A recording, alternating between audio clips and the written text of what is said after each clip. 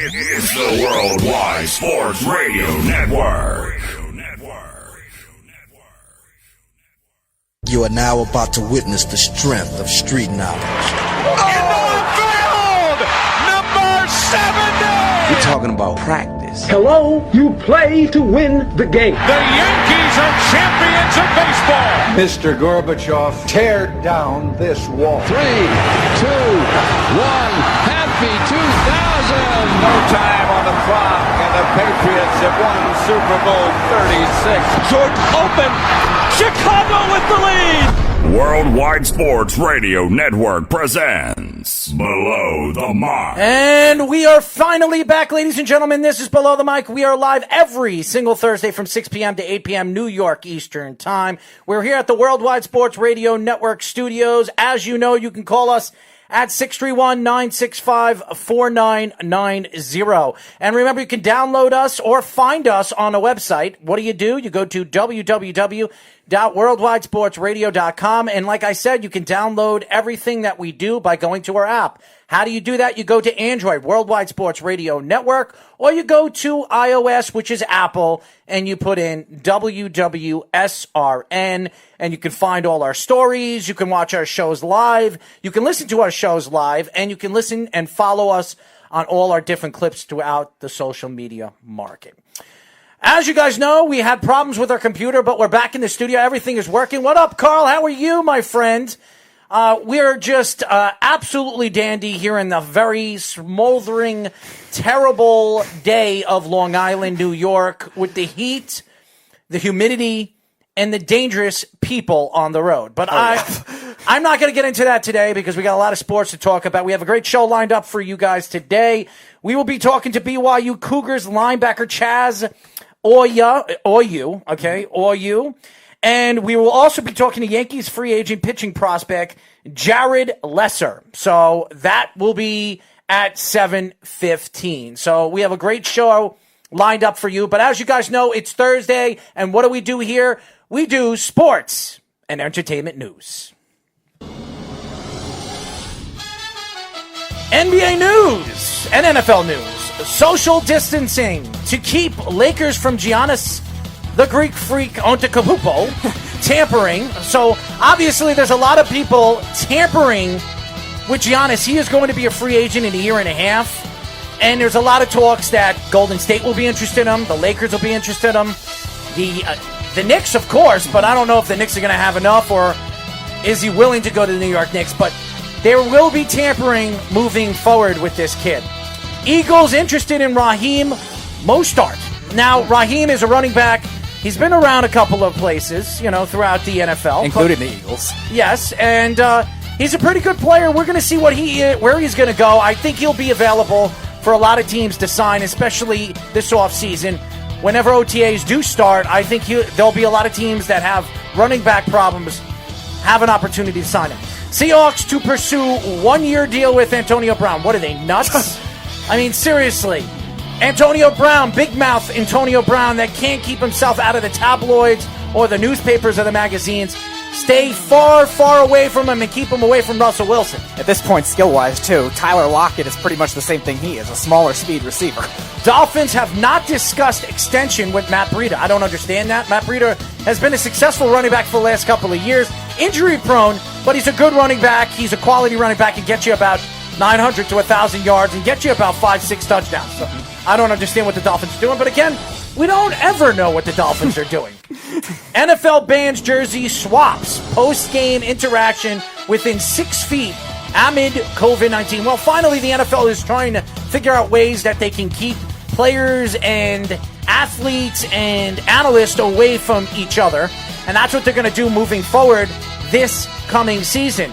But you're doing this, why the hell is Roger Goodell going to have fans in the audience? I've been hearing that he's going to have at least 25 to 30% of the audience out there. Baltimore came out and said they will allow 14,000 fans at home games. Makes absolutely no sense. Yeah, I would start at probably less than 1,000 if you want to start that whole process. Maybe start at 500 or something like that and see how it goes from Anonymous there. NFL executive crushed Dak Prescott as being marginal at the quarterback position. Is anybody surprised about that?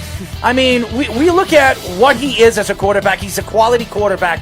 Is he a superstar quarterback? No, he's a middle-of-the-pack type of quarterback who wants about $35-40 million, something along the lines of what, yes, a quarterback that just got $500 million. And you know who I'm talking about.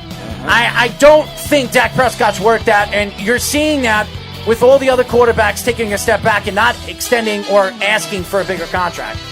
Eagles owner Jeffrey Lurie, documentary, filmed company finishing The Meaning of Hitler. Philadelphia Eagles owner Jeffrey Lurie, documentary, film company Play Action Pictures on Thursday announced the completion of the inaugural project that has been in the works for the 13 years, The Meaning of Hitler. Lurie is an executive producer for the film. What the hell is going on in the NFL?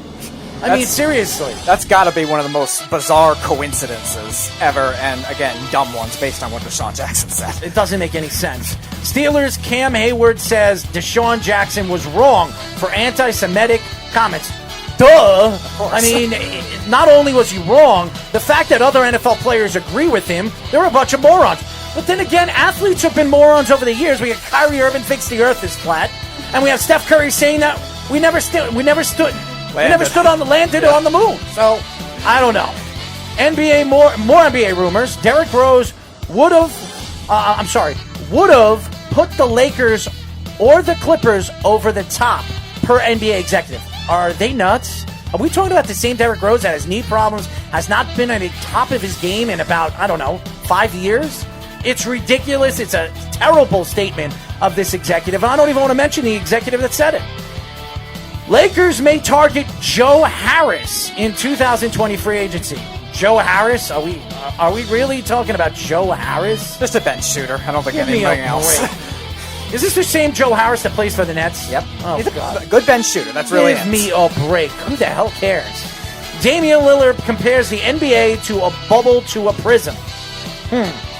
Damian Lillard said his goodbyes to his family as he prepared to join the rest of the Portland Trailblazer teammates on the road to Walt Disney World bubble. The point guard Instagram caption said it all as he compared the closed confines of the league as a bubble. Interesting. MLB news, national players receive World Series rings before workout session. Well, I know Charlie Slows, he received it a couple of weeks ago. It's a beautiful ring, they well-deserved. They absolutely deserve it. They had a great run in the playoffs, and they knocked off the lonely, terrible Houston Astros. So I'm happy about that. MLB announces 2021 regular season schedule. Major League Baseball on Thursday announced they're announcing the 2021 schedule. Yeah, are they serious? Weird, yeah. Are they serious? I don't even want to read this. It's ridiculous. Discipline in the pandemic might be the ultimate competitive advantage in the MLB. Major League Baseball plans to play through the public health crisis and outlined the handbook that encompasses, whatever the hell it is, more than 100 pages. Every single one of them emphasizes the notice of the Professional Baseball 2020 will be unlike anything anybody has ever experienced, players and executives. MLB blackouts will continue as baseball strives for goal limiting viewership. Very nice. NHL rumors. New CBA eliminates free agent interview period. It's not surprising. Wild willing to burn year of Karpetsov. Is that the goalie? No. Who is that? I think he's a fourth-line winger or something like that. Who cares? Yeah. Zach Parise, Wild running out of chances to win the Stanley Cup. Zach Parise opening his mouth. He almost was traded to the New York Islanders last year at the trade deadline. He wants out with the Wild. He went there because it's his hometown, but I don't know. I really don't care. And he got overpaid by them. And the last story. Dale Talon updates Florida Panthers roster heading to training camp 2.0. As a word of COVID-19 pandemic began dominating the news, Florida Panthers general manager Dale Talon figured things were going to get worse this year. Talon said sitting inside the Dallas Stars practice facility on March 10th is going to get some different experiences moving forward with the NHL. And that is entertainment in sports. Very, very nice. What time do we have, Speedy? We got 6:16. I do want to get into, and I know we've been talking a lot about the New York Mets, and I know a lot of people have their thoughts on where the Mets are going to go with ownership, and some people think it's a foregone conclusion that Stevie Cohen, or Steve Cohen, we call him Uncle Stevie, is taking over, and he will own this New York Mets team. Today was the day where they're going to be making their bids, and tomorrow we will know who's going to win the bid.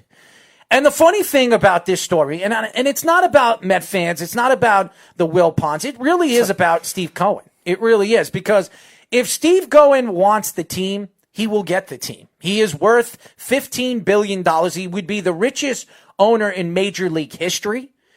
And the guy has been a Met fan since he was a little kid. He grew up when the Mets won the 1986 World Series. He talks about it like it was yesterday. And I don't know Steve Cohen very, very well. Matter of fact, I never even met him. But reading different stories about him and what he is as an executive, and a guy a CEO of a company and a hedge fund owner. And this is a guy that is really transformed the hedge funds, really moving forward as he's changed everything when you look at hedge funds. But Steve Cohen is a guy that is very well respected around the league, and a lot of people respect him. A lot of owners respect him. I know for a fact they would love the fact that he would be coming in and giving his input, not only for the New York Mets, for Major League Baseball. This guy knows how to make money. And the problem with baseball over the years is not the fact that they can't make money and the TV deals that they can't get. It's the fact that you're trying to compete. You're trying to compete with the other leagues. Right, especially in a longer season. Obviously not this year, but a longer season where at the beginning of the season you're going to be competing with the NBA and NHL playoffs. NFL draft is in April, so you're kind of competing with that. So you have that first 2-week window where everyone's excited baseball's back, and then it kind of dies out. And same kind of thing with October, you're dealing with football. It's so interesting when you argue the points when you look at the New York Mets as an organization, and they're a very well respectable organization without the Wilpons. I get sick and tired of listening and reading different stories about Alex Rodriguez and Jennifer Lopez and some of these different owners. And don't laugh, because you're the idiot that thinks you're the idiot thinks that Alex Rodriguez and Jennifer Lopez, just like everybody else, thinks that they have a chance to buy this team. This organization, I know Mike Francesa came out and said the other day, and I was listening to his half-hour show, which is completely pathetic, okay? He came out and said that it's not a foregone conclusion that Steve Cohen is going to win the bid. Well, again, it's going to be a bidding war that's going to be pretty intense because they're going to get their people in, everyone else. But Cohen has the most leverage overall just on his own versus the other guys, obviously, because, again, all the players, like we were saying with A-Rod, when Derek Jeter bought the Marlins, he needed about, I think, 7 other guys to help him. And then I think their case, even with J-Lo there, is going to be very similar. So it's going to be tricky. I have come to the conclusion that Steve Cohen will win the bid. And I think he'll offer about $2.7 billion. He will give the Mets and the Wilpons what they want. And it's all about moolah. It's all about money.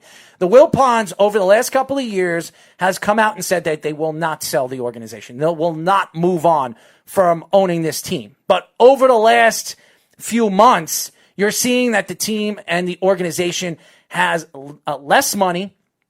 And you're hearing stories come out that the Wilpons are broke. They don't have any liquid of money right now. They do own a lot of real estate around Long Island, throughout the country, and they're right now they have their hands dipped with the new Islander Stadium over there at the Belmont. So I do believe that the Mets realize now that, and it's so weird because when you look at the TV deal that the Mets have right now, and you're looking at Steve Cohen. Steve Cohen wants to buy the team. He wants to buy Citi Field. But the Mets might not be willing to give up the TV deal that they own with SNY. And I know a lot of fans are saying they just want the Mets to be done. They want the Wilpons to be done with the Mets. They don't want them anywhere involved with the New York Mets in their organization. The thing is, if the Wilpons want SNY, they're going to keep SNY. And it doesn't even matter. And I don't believe Steve Cohen even cares if he owns SNY. This guy is a hedge fund owner. This guy runs, he pretty much is Mr. Hedge Fund. This guy is worth $15 billion. He's one of the top 30 richest men in the world. So I don't think he cares about SNY and making $300 or $200 million a year off their TV deal. Now, I do believe that if he does win this bid, he should get a calculation of what he could make off the TV deal. Even though he doesn't own SNY, he owns the New York Mets, and as long as the Mets are on SNY, he should get a piece of it. I don't know how much, but he should get a piece of it. The fact that the Met fans are trying to get involved with this and say the things that they say, they don't want the Wilpons involved with this, they don't want the Wilpons involved with that, to me, it speaks bloody murder, okay? Because the Met fans, I understand they can't stand the Wilpons organ, and they don't. And right now, the Mets have been a laughingstock of the organization. Really, the Wilpons have been a laughingstock of the organization since they practically owned the team in 2000. But this organization is moving in the right direction. They are. Now, I'm not going to give credit to Brodie Van Wagenen because it's not Brodie Van Wagenen. I just think that this team is moving in the right direction. They have Jacob deGrom, arguably the second or the best pitcher in baseball right now. They have Yoenis Cespedes, who's 100% healthy, which on a contract year, I wouldn't be so surprised if Yoenis Cespedes goes out there and hits in 60 games about 20 home runs. I could see it. Wow. I could see him doing that. He wants big bucks next offseason, and I believe he's going to have a fantastic season.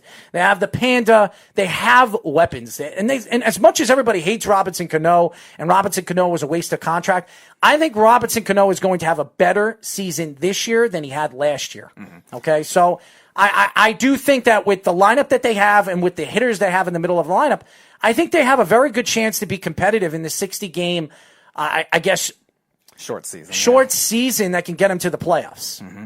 And again, they have a lot of guys that are on bounce-back candidates, too. There was a lot of extremes with the Mets last year. You mentioned Cano. It was also, again, Edwin Diaz, the other end of that trade. Familia was terrible. I mean, could they be a little better is the other question. Just have it not be like that, because the Mets were in a lot of close games last year down the stretch, too. So just a matter of that. But at the same time, you also have to expect some other guys to regress a little, too. That's just the way stats work most of the time. Well, I will say this. When you look at the New York Mets and you look at the organization, they need a competent owner. They need a guy that's going to stand over there, speak out, and open up his pockets. That's something the Wilpons have not done in a very long time. Don't give me the Yoenis Cespedes. Mm-hmm. Don't give me David Wright. Don't give me the fact that they made a move to bring in Robinson Cano and they're paying off the rest of his $200 million contract. I don't want to hear that. Right, what I want to hear for the New York Mets is, if I want Mookie Betts and they have a chance to get Mookie Betts, they're going to open up their pockets and get Mookie Betts. That's what I want to see. If they want JT Realmuto next year, who's going to be a free agent, which Brodie Van Wagenen was really charging and trying to make that trade last year in the offseason, and they couldn't get him. He went to Philadelphia. There's an opportunity now where you can make that move and get a JT Realmuto and spend the money. So the Mets are going to have deep pockets if Steve Cohen or Uncle Stevie takes over for the New York Mets and being the owner of the organization. The question is, when you look at the Mets as in a big picture right now, and you look at their farm system, remember, to rejuvenate a farm system, it takes about 5 to 7 years to rejuvenate a farm system. And their farm system, and I don't want to hear it from guys like Josh and all the Met fans saying they replenished their farm system. No, they didn't. No, they replenished it from like 27th to maybe 20th or something like that. Their farm system is one of the worst farm systems in baseball. Okay, it's a fact. And I remember about 7-8 years ago that they were saying that about the Yankees, and some of the players developed and turned out to be better than a lot of people thought they were going to be, with Severino and Judge and Sanchez and all the different guys that they brought up, and they've developed, and then they made that trade for Torres and developed Torres, and now you're seeing that the Yankees, they're all the gold that everybody thought they didn't have, they have. And now the Yankees have an opportunity for the next, 6 to 7 years, if they can keep their players, to be a competitive competitive team. So, right. Especially still being very, very young, too, for the most part. They have a couple of veterans, and that's it. When we come back, we're going to be talking to BYU Cougars linebacker Chaz Oyu here on Below the Mic. You're listening to the Worldwide Sports Radio Network.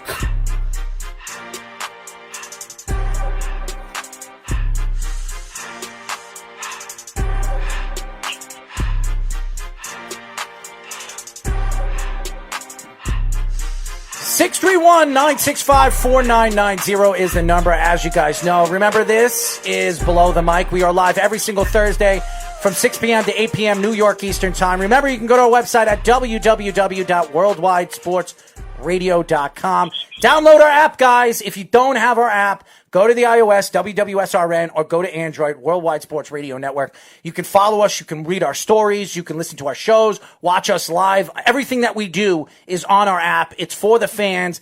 Trust me, guys. It's a great, great app if you don't have it. I told you we had a great show lined up for you, and we are now talking to BYU Cougars linebacker Chaz Oyu. What's going on, Chaz? How's it going? I'm good, man. I'm a little tired. I mean, it's very hot over here on Long Island, and it's not like California hot. It's humid. I'm telling you, man, I feel like I'm a chicken in an oven.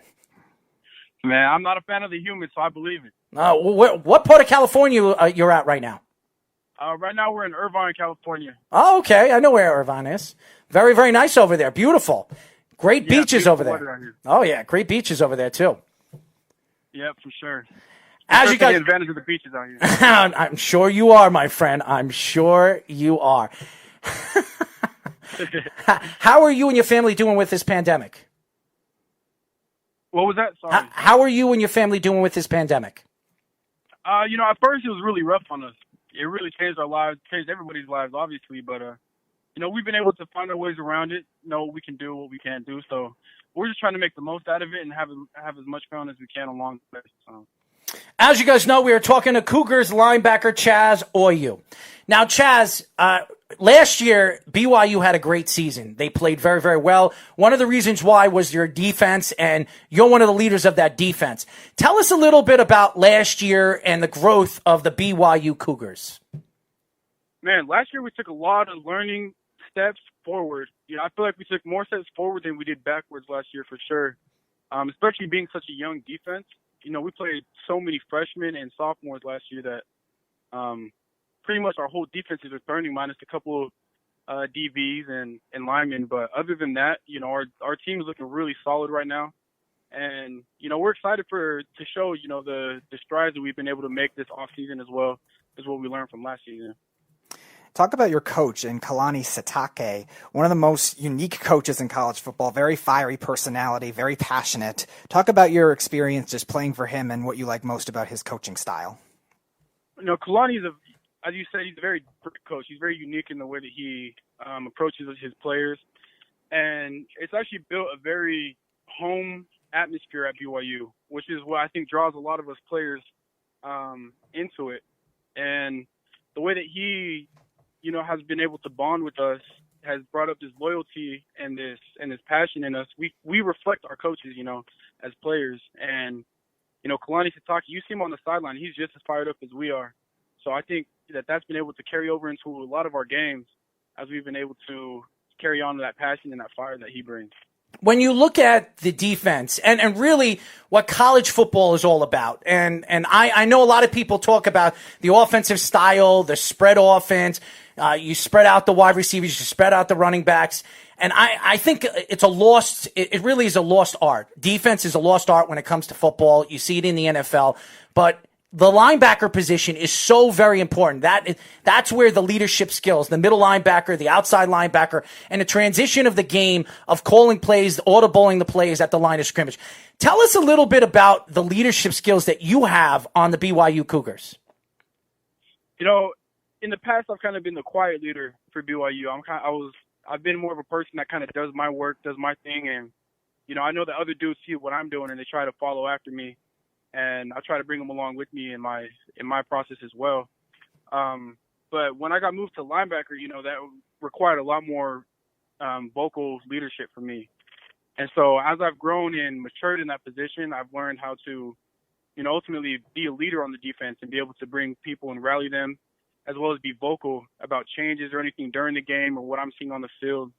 And so I feel like being one of the biggest upsides of me becoming a linebacker is me learning how to vocalize what I see and vocalize what I need to see from other people as well as myself.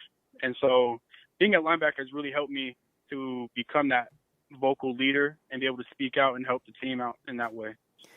In addition to being one of the most important in terms of the signal calling, it's also one of the most well-rounded positions. You need to do a lot of different things at the linebacker position. So, two-part question. One, what do your coaches stress you do the most and have you do the most in their defensive playbook? And two, what is your favorite aspect of the linebacker position? You know, my coaches in where I was playing at in the flash position at linebacker, it's pretty much a safety position, but I'm in the box and lined up as a linebacker.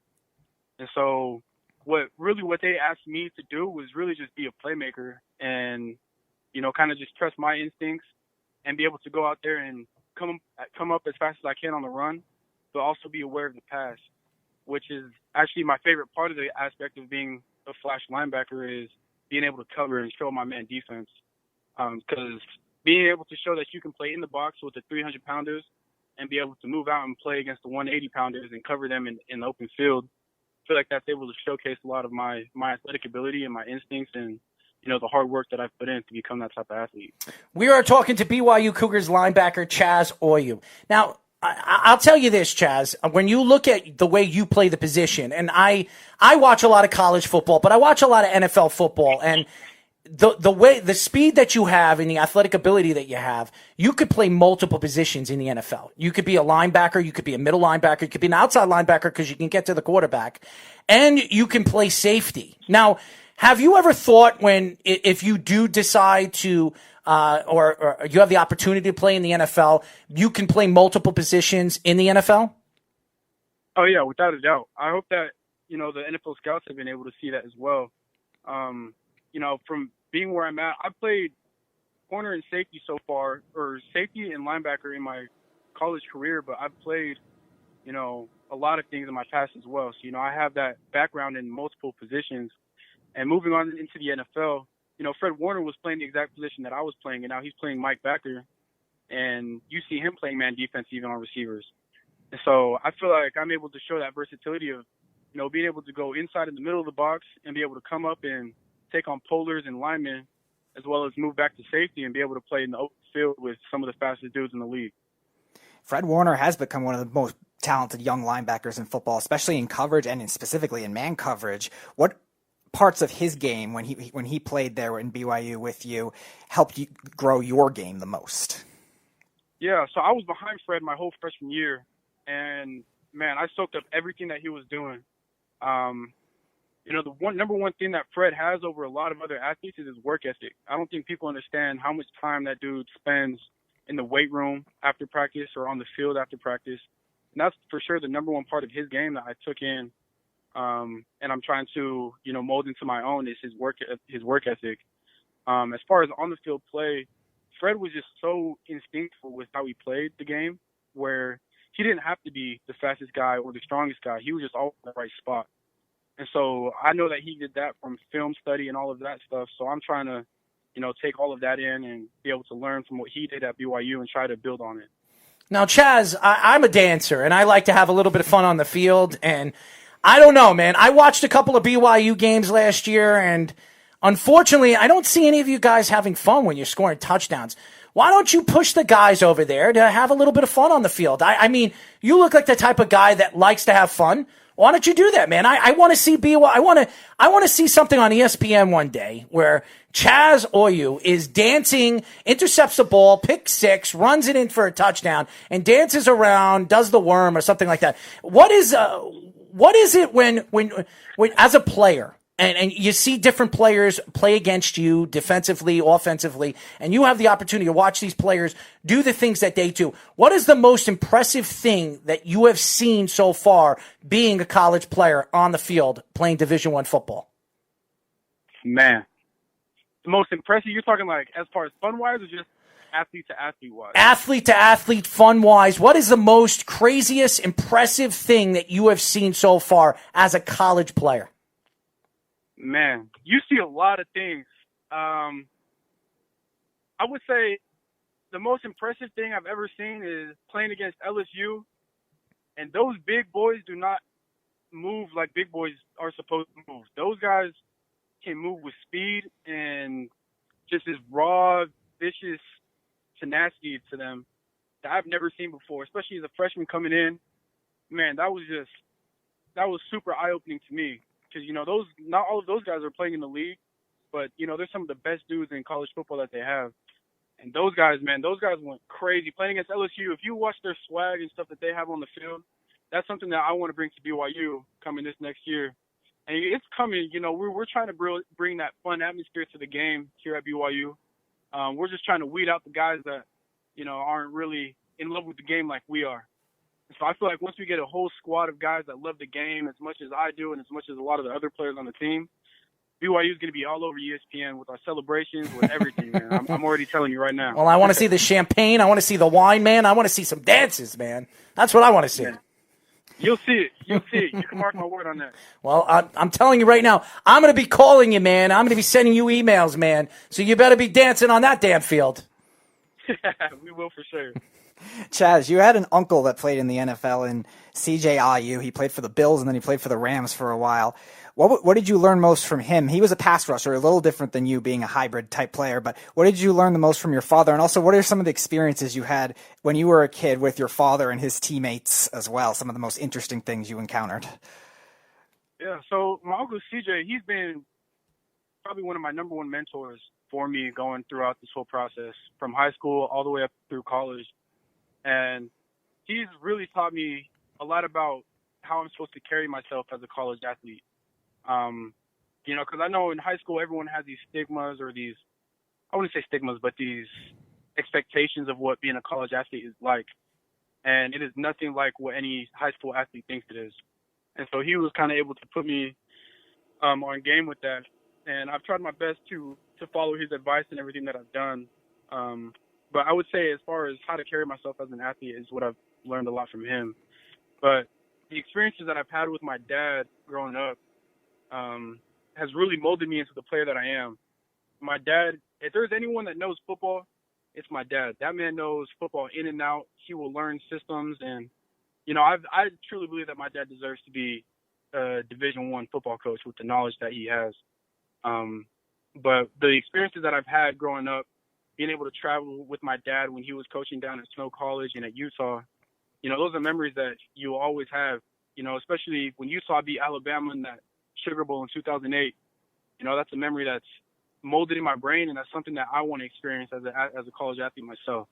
And so, I keep that image in the back of my head, and, it's something that drives me because that's something I want to see for myself in reality.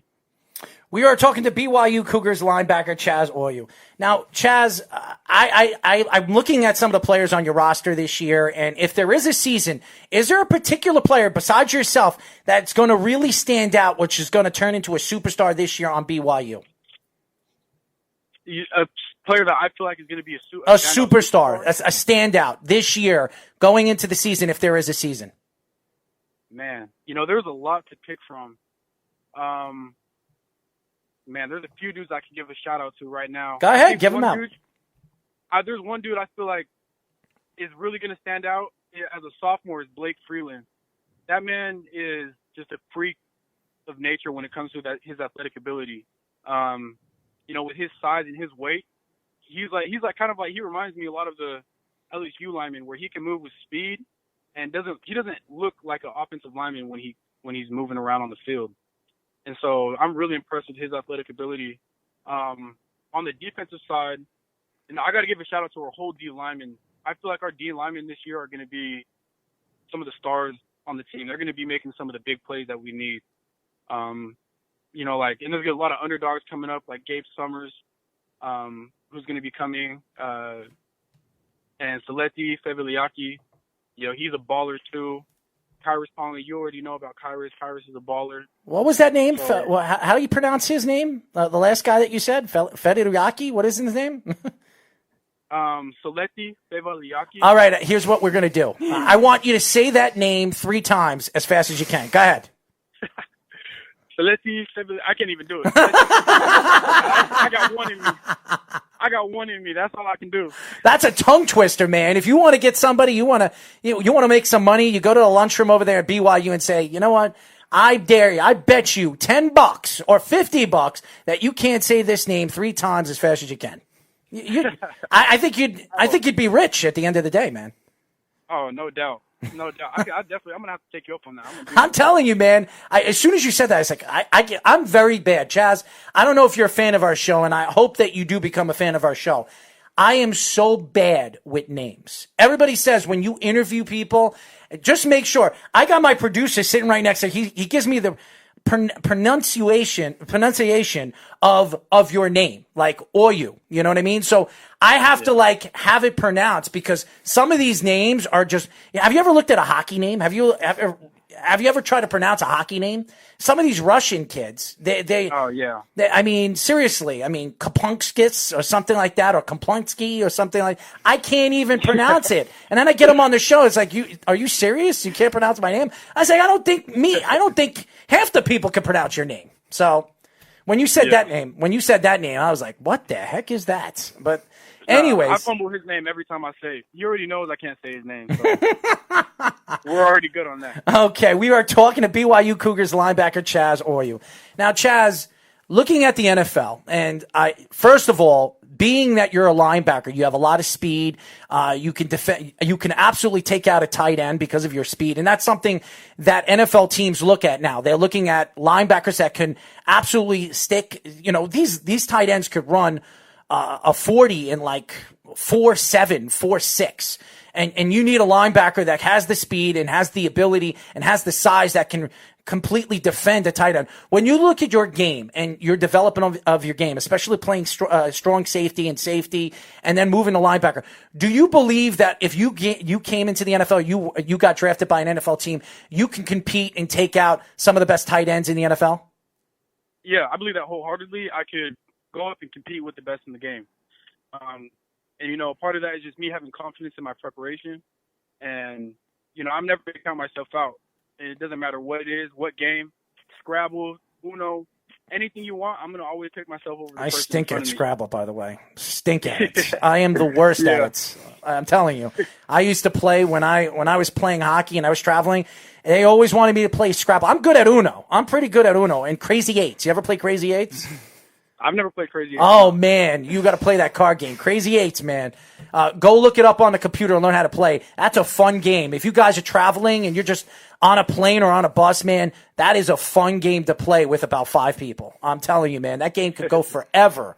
But it's definitely a competitive game. And at the end, you win some money. So there you go. But I am terrible at Scrabble. Yeah. Man, my dad's mom, I call her Gigi. She's my grandma. She has been schooling me on that game for years, so I know every word, all the ins and outs of that game. Chaz, talk about your experience again with BYU being an independent team. Obviously, there's not many of them being out of a conference as it is. I feel like the NCAA, for the most part, had those teams kind of at a disadvantage. Do you really feel like that? And how big of a disadvantage do you think it is, especially not having a conference, try to play spread around with different schedules, both probably Mountain West and Pac-12 mostly for you guys. But do you think they should change that, make it a little easier for them?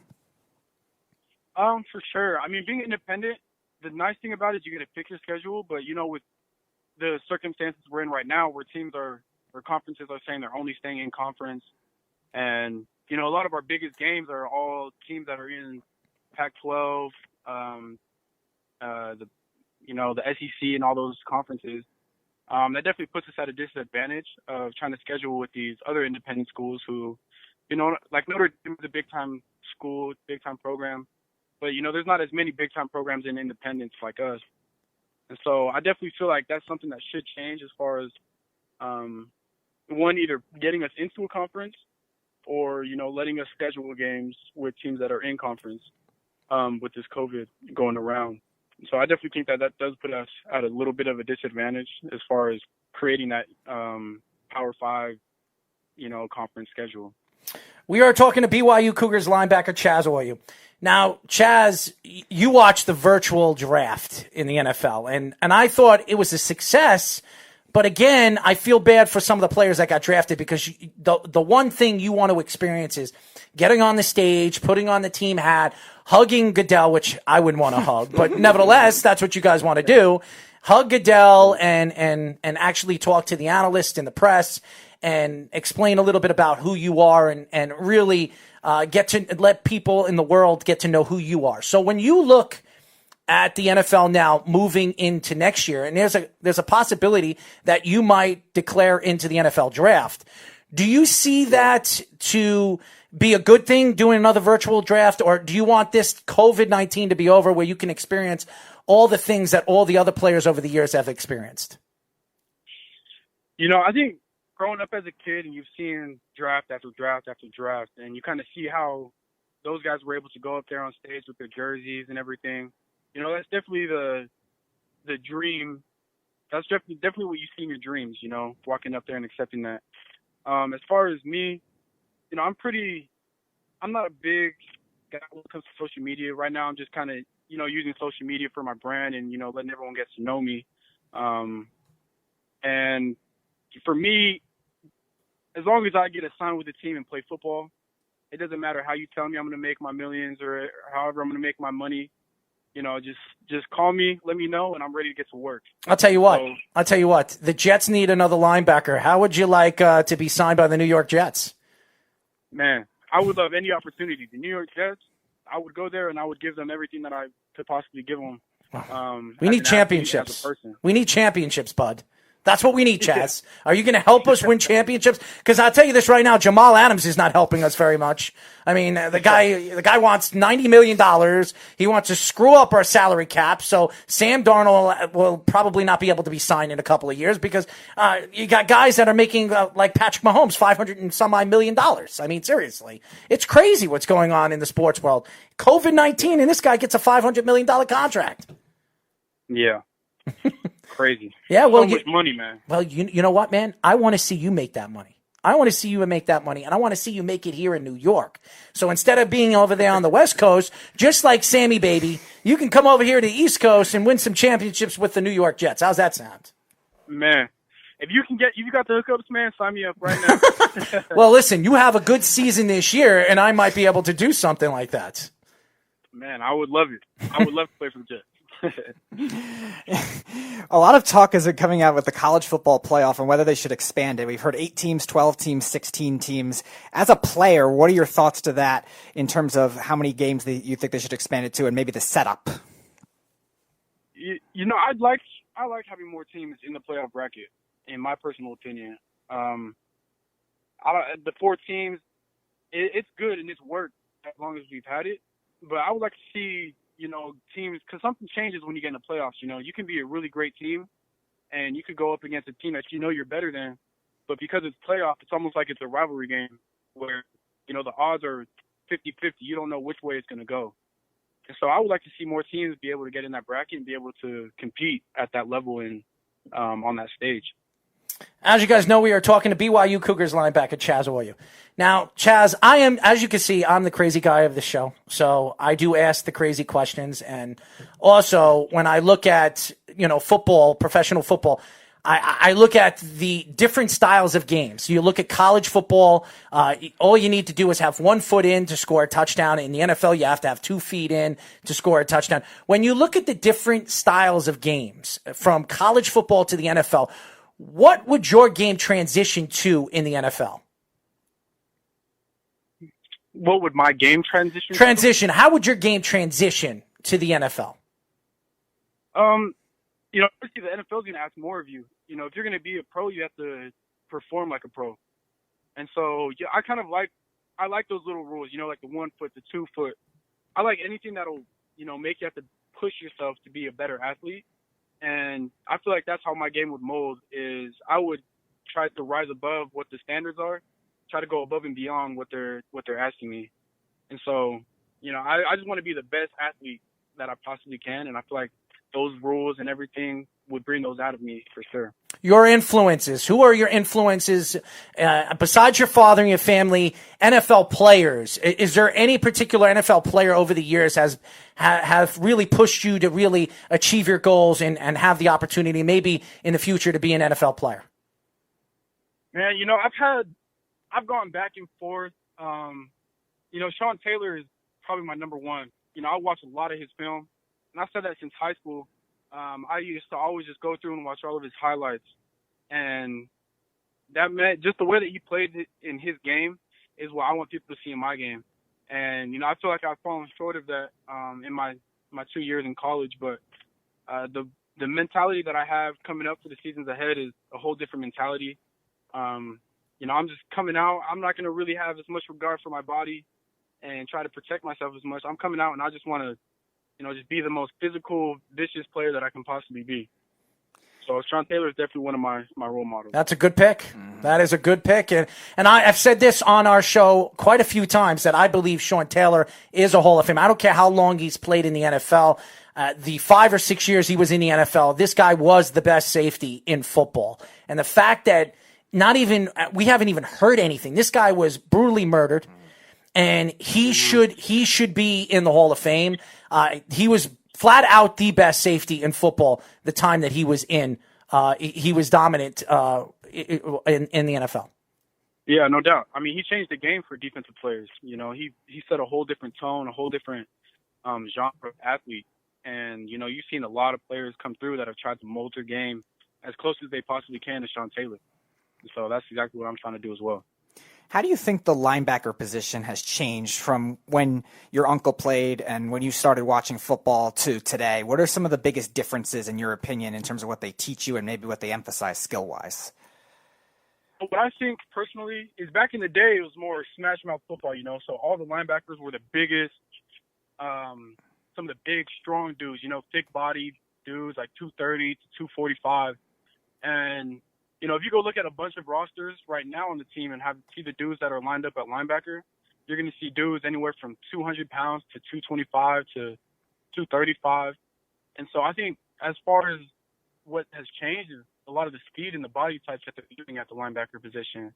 And I think it's been a good change because it makes you a more versatile athlete and adds more versatility to the field, where you don't have to be subbing out people on and off the field for, if you want to play a long third down possession, you can keep your linebacker in and play man, and that's no problem. As well as 2nd and 1, 3rd and 1, and you need to stop at the line, you can keep those guys in as well because they've prepared and their bodies are prepped for that type of physicality. And so I think it's just become a more versatile position than what it used to be. Chaz, you're talking about size with the linebacker position, and I read right here that you're 6'2", 205 pounds. In the NFL, you need to be a linebacker. Most linebackers are usually 6'2", 6'3", 230 pounds, 225 pounds. Do you see yourself putting on some weight, putting on some muscle in the next year or so, where you can show the NFL scouts that you can compete at the position in the NFL? Oh yeah, I mean, the weight that they put for me was actually bad. I was actually about 212 in that range. And so I was actually bulked up, and I was able to get up to 220 after my surgery this season. But I'm back down to 205 right now. They want me playing a little bit more safety as well this year, and so they wanted me to be a little leaner, a little lighter. And so I've lost that weight, but I definitely think that I could gain whatever weight they want me to play at 225, 220. I felt good at 220. I didn't feel like I had lost my speed or anything like that. And so, I definitely know that I could gain the weight and be able to perform at a high level as well. That would be no problem for me. Before we let you go, okay, because I know you probably, you're with your family, you're hanging out over there in California with the beautiful weather. And I'm telling you right now, you do not want to be here in this sauna of a place of Long Island, New York. I'm telling you, you don't want to be here. But what kind of music do you listen to? And before games, do you listen to a particular artist? Do you listen to particular music before you step on the field? Yeah, I'm kind of different. I like to channel. I'm big into energy and channeling energy and making it negative or positive and making everything positive energy. So I actually listen to music that makes me mad, or like music that I have I have like memories to, or just music that I have connection to, and I listen to that music. So it goes from rappers like like 50 Cent, old school rap, to Tupac, to new school generation where it's slower, like Mac Miller, who's is kind of like one of those soft artists. May he rest in peace. Mm-hmm. Yeah, rest in peace, Mac Miller. I have a lot of respect for that man. Mm-hmm. And so I go all over I'm a weirdo when it comes to my music before the game. Well, I'll tell you this. I'm a huge music fan. I used to go on tour with Mary J. Blige. I'm a DJ too, so I've been on tour with a lot Cash Money. I know a lot of different artists, and I actually met Mac Miller when he started in the game, and unfortunately he died at a young age, and so did Tupac. I grew up a Tupac fan at the age of 17. So you listen to the same music I listen to, but I listen to it for different reasons. And do you listen to any rock, heavy metal? Do you listen to any of that dance music? I don't listen to any heavy metal, rock, or nothing like that. My parents grew up on U2, and so I became a U2 fan, listening to their old school stuff. First band I ever went to see, and all of that. And so, I'm not opposed to rock music, but I listen to some of it. No, U2. That was the first band It's funny that you said that, because that was the first band I actually saw live in Giant Stadium. Man, I'm jealous because my parents went and they said that they were amazing up front. So. Well, it's crazy that you're a big hip hop fan and you like U2. So that's something I bet you a lot of people on your team don't know about you. Yeah. No, there's a lot of stuff that my team doesn't know about me when it comes to music. Well, I guess that's a good thing. Yeah, for sure. I play all my hard rap music with the boys, and then when I get on my own, who knows what I'm playing. Little Trey Songz or something, Neo. Yeah, Trey Songz, little old school Chris Brown. There you go. I'm liking it already, man. I'm liking it already. Chaz, your favorite game and the craziest game you ever played in? Man, my favorite game that I've ever played in was the Tennessee game. Just being in that stadium, I mean, as soon as we got there, everyone was kind of starstruck, coming from where I come from. You don't go to stadiums like that. Football is a big deal where I'm from, but not like it is down there in the South. To go to Tennessee and be in that atmosphere and be able to beat them in double overtime, there's nothing that could have beat that feeling on that game that day.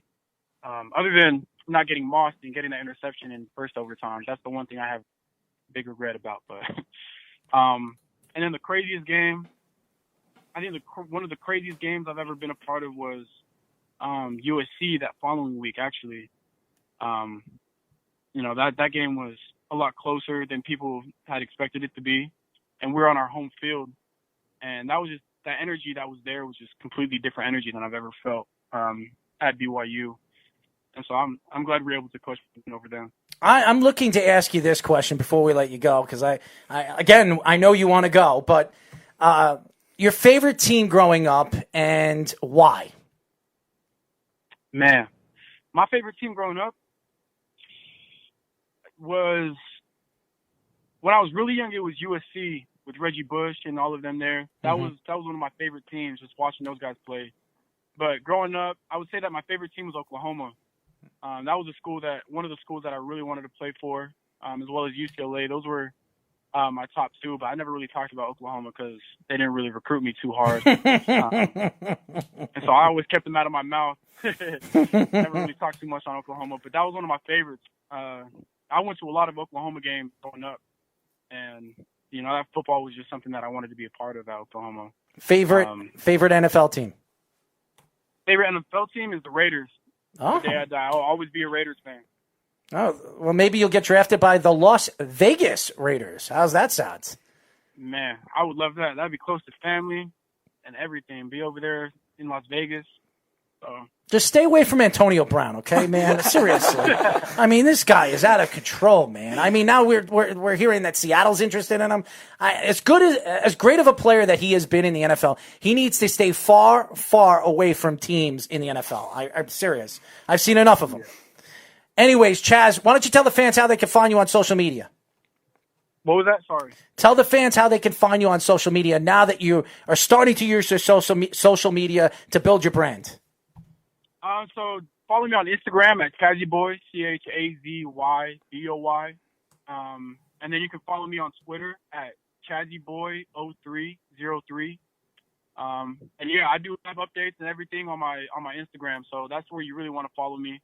I post football workouts and things that I'm doing to stay busy as an athlete, as well as what we're doing as a team. So if you want to stay up to date on BYU football, you can go give me a follow. Well, I'll tell you this. We're going to stay up to date and follow you as your career moves forward with BYU, and hopefully very, very soon get drafted by an NFL team. a.k.a. the New York Jets, please. Because we need players, man. And we want players. And I love what Joe Douglas is doing. But I would love to get you back on the show in the near future, especially if there's a college season. We've been hearing that if there is, it won't be until January. But if it does happen, I would love to get you back on. And we would love for you to be a fan of the show. Follow us on social media. Download our app. We would love it. Yeah, for sure. I will for sure. All right, Chaz. Good luck.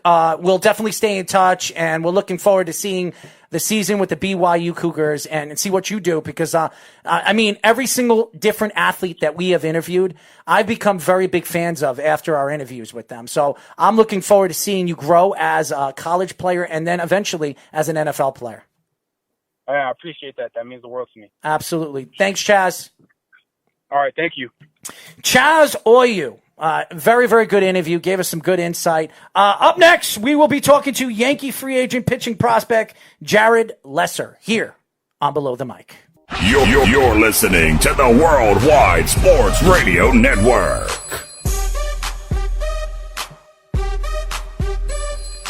631-965-4990 is the number. As you know, this is Below the Mic. We are live every single Thursday from 6 p.m. to 8 p.m. New York Eastern Time. Remember, go to our website at www.worldwidesportsradio.com and download our app, ladies and gentlemen, on iOS, WWSRN, and on the Android, Worldwide Sports Radio Network. It's very easy if you're not downloading it. We just interviewed Chaz Oyu. He was very, very good. Gave us some good insight with BYU and the college and his thoughts of his NFL career in the future. We are now talking to a Yankee. Yes, a New York Yankee free agent pitching prospect, Jarod Lessar. What's going on, Jarod? Nothing much. How are you? We are good, my friend. It's so funny. We were just talking to Chaz, and he played in the same college for football as you did for baseball. Yes, he did. I'm pretty sure one of his dads was the coaches, too, for the football team. Oh, there you go. How are you? I'm sorry. Go ahead. No, I just thought one of his dads was the coaches. I might be wrong. Hey, he did say his father would be a great college coach, so I'm sure he was. But let me ask you a question. How are you and your family doing with this pandemic? We're doing great. Yeah. I'm from a very small town in Utah. About 9,000 people. There's been maybe 10 reported cases, and they're all from people who visited where I'm from. So, I mean, we're doing great. Not a lot of stuff's been closed down. And, you know, we're holding on pretty good. As you guys know, we are talking to free agent pitching prospect Jarod Lessar. Now, let me ask you a question, Jarod. Knowing that there were only 5 rounds in this year's draft, there were a lot of free agent players, and the Yankees got themselves not 1, not 2, not 3, but 5 free agent pitchers that could have been drafted in the 6th, 7th, 8th, 9th round. And I'll tell you this right now, in college baseball, you can find a top pitcher in the 9th and 8th round. We've seen it. The Yankees have done it many, many times, and so did the New York Mets.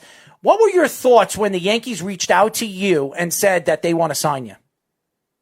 Oh, it was surreal. It was a dream come true. You know, everybody who plays, you know, the game expects, you know, or wishes for a call. And I got the call. It was about just around 11 o'clock Utah time. And I just seen the scout's number popping up on my phone, and it was just like, oh my gosh, this is actually happening. You know, it was kind of had to take it in for a second before I answered the call. I can only imagine, man. I can only imagine. Jarod, in terms of that whole draft experience, when you were anticipating it, watching that draft, in terms of the draft experience, did you expect to go a little later? Were you surprised when you weren't drafted? And again, after the draft, when again we knew it was only 5 rounds, were you expecting to get a call that quickly as you did from the Yankees? You know, I didn't expect to get drafted, first of all. Everything that I talked to mostly talked to me about, hey, you know, we want to sign you as a free agent. And, you know, with the Yankees only having 3 picks out of a 5-round draft, you know, they were already cut short anyway. So when I talked to them, it was mostly, you know, just the free agent signing. And I did not expect to get a call that early. I'm glad I did. It was a long app, a few hours waiting. They told me pretty sure they could start calling at 7 a.m. Utah time. So I was up at 6:30 and just was kind of staring at my phone, trying to keep myself busy until a call went off. So. Were you dancing after you heard that they were going to sign you? Oh, yeah, for sure. I mean, they gave me the offer. I tried, I had to compose myself again and told them, let me think about it, talk with my family, I'll call you back, and just, mostly I just kind of, broke down. It's surreal, it's been a long journey, going from a junior college. I actually played football too my freshman year coming out of high school and college, and so it's been a long journey, and it was just really surreal, and I just kind of, broke down for a little bit, and then, regained my composure and called the scout back and told them that I would sign. So. I'm sure they were thinking, this guy tell me that he was going to really call us back? I mean, we're the New York Yankees. Yeah, exactly. Yeah, I had to compose myself. Yeah, I had to, for sure. Well, that's great. We are talking to the Yankees free agent pitching prospect, Jarod Lessar. Jarod, when you look at the Yankees organization, this is a winning organization. Probably, if you look at all professional sports, the winning organization in all of professional sports. The boss ran this organization for almost 50 years, and now the team is run by his son, Hal. When you look at this team and you look at some of the pitchers over the years, like guys like Andy Pettitte and guys that they brought in, David Wells and Jimmy Key and some of these guys that helped them win a championship. When you look at the type of pitcher that you are, could you help this team in the future? Do you believe that you can help this team win a championship in the near future? Oh, absolutely. I'm really excited and I'm extremely grateful and humble to be a member of such, like you said, a prolific organization. And, they kind of gave me my plan, with the, journey to making a debut and, really just trusting the process, going to put my head down and just work as hard as I possibly can. And any situation or any time that I'm called up and whatever, if it's a reliever, a starter, any way that I can help the team in any way, win games, win a championship, I'm more than willing to do it, and I can't wait to start the journey. Which player, both in the Yankees farm system and the current Yankees roster, which is very good, which player are you most looking forward to playing with and why? So in the farm system, I'm actually really excited to play with middle infielder named Oliver Dunn, and he got drafted last year by the Yankees, and he was at my rival at the University of Utah. He was actually a host when I went on he was actually one of my hosts when I went on my official visit to Utah too, so I got to meet him. We played against each other for a year, and then now we're playing together on the Yankees, so it's really cool. He's a super energetic player. Always loved playing against him. Great kid. He was an awesome host, and I'm really excited to play with him. And for the big league roster, I mean, everybody wants to meet. Aaron Judge. Everybody wants to meet Garrett Cole. I mean, I couldn't pick just one single person that I would be excited to meet and hang out with on the big league roster. I mean, Stanton. I mean, everybody. DJ. Everybody's a superstar. And I mean, I couldn't pick just one guy. Jarod will be in the locker room saying, "Could you sign my baseball?" He'd be walking to every single player, every single one of them. They're all superstars. Oh yeah, for sure. Obviously, yeah. For sure. We are talking to Yankees free agent pitching prospect Jarod Lessar. Now, Jarod, power pitching has really developed in the MLB, and a lot of people are looking for the guy that throws 96, 97 mile per hour fastballs, that can throw a curveball 88 and a changeup close to 85. When you look at your style of pitching, what is your pitch? What is the pitch that stands out for all the Yankee fans to know about? And where do you see yourself as a relief pitcher or a starting pitcher as you move forward as a single A, double A, or triple A player all the way to the major leagues? So yeah, I would say my most prolific pitch is probably my cut fastball. That's the pitch I get a lot of weak contact with. It's kind of my go-to pitch. It's what I throw for my fastball majority. I'm not a guy who's going to come in there and throw, the 97 and 96 by you. I topped out 94 this past year. But movement on every pitch, like I said, the cut fastball, got a little cut and sting to it. I think that's probably my best pitch for sure. And I see myself probably doing a little bit, I don't know, maybe a little bit of both to start, but I think it's a long run of reliever, maybe a closer type situation. My velocity's up coming out of the pen than it is obviously in the start, having to go extended innings. So I think the velocity would be up coming out of the pen, and I really could see myself, being a relief pitcher for sure. Is there any pitch that you want to learn and throw well before you get to the major leagues? And if so, what is it? I really like to throw a two-seam fastball too with my cut fastball. I've been trying to work on a two-seam right now in the off season, especially with the pandemic. I get a lot of time to just play low catch and really work on things. So I'm trying to get the two-seam down right now so I can get a fastball that moves both sides of the plate. When you look at so many pitchers that have come to the major leagues, played college baseball, even high school baseball with Tommy Johns, and it's been a pandemic in baseball because every big top pitcher has gotten it, except Max Scherzer. We've been talking about this. Every single one of these top pitchers have gotten it. Now, when you look at your style of pitching, your power pitching, do you think that a lot of these coaches, a lot of parents have pushed their kids at a young age to really throw the fastball, throw the curveball at a young age where it has affected their arm strength and really affected their UCL? Yeah, yes and no. I feel like, at a young age, yeah, you definitely shouldn't be overthrowing. I feel like that can definitely contribute to guys getting Tommy Johns early in high school. A guy might have thrown 100, 120 pitches every outing in high school. They're probably their best pitcher. They got to throw a whole game in order for them to get a win. These guys who are, draft prospects and guys who are signed into big colleges.